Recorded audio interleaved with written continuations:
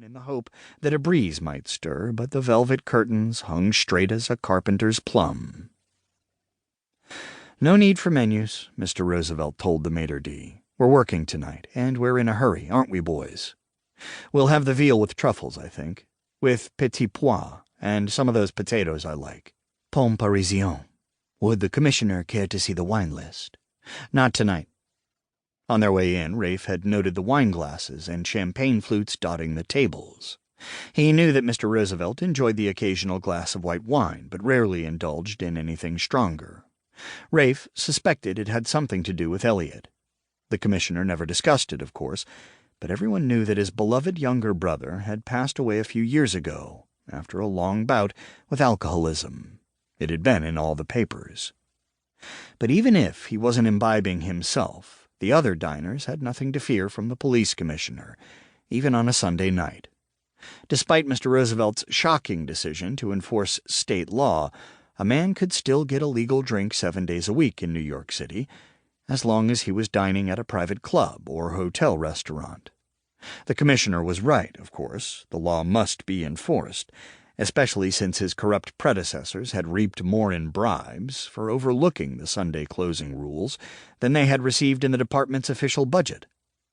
The crackdown was part of Mr. Roosevelt's long-overdue reforms, along with a restructuring of the detective department, competitive exams for promotions, and firearms training for every officer, although patrolmen didn't generally carry sidearms. He'd even outfitted a bicycle squad, which was proving particularly useful in corralling runaway horses. Altogether, the changes made for the most sweeping transformation in the history of the NYPD, and Rafe felt honored to be a part of it. Even so, he was hard-pressed to explain to his neighbors on the Lower East Side why rich goyim could get a drink on the Christian Sabbath, and they couldn't. The reforms weren't popular in other parts of the city either. Uptown, the swells were still blaming Mr. Roosevelt for the Republicans' drubbing at the polls last November. In Albany, the Assembly had even tried to legislate his job out of existence.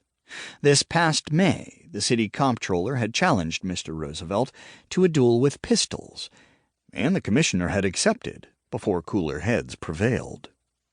On the four-man police board, Mr. Roosevelt had only one ally, the young Mr. Andrews, whose inexperience made him a weak partner at best.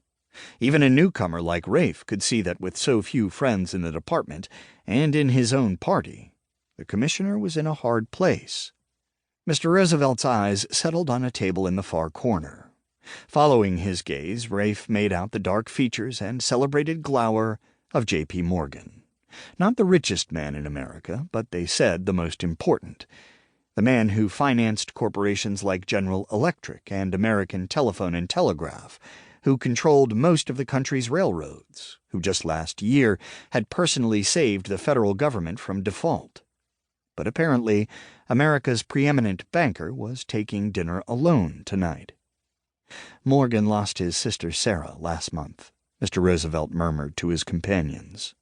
Reese nodded and stroked his mustache. Rafe said, "There was a piece in the Sun last week when her body came back from Germany." Mr. Morgan raised a brandy snifter to the commissioner, but Rafe couldn't tell whether it was in deference or in mockery of the unpopular closing law. Rafe let his glance wander up to the richly carved ceiling. As if sensing his unease, Mr. Roosevelt said, "You know, when I was first nominated for membership here back in '81, I was blackballed. They didn't want me." He clacked his oversized teeth at the absurdity of the idea. "Well, on the other hand, maybe they don't want me now either." Ha! He turned to Reese. "Jake, what do you have on tap for us tonight?"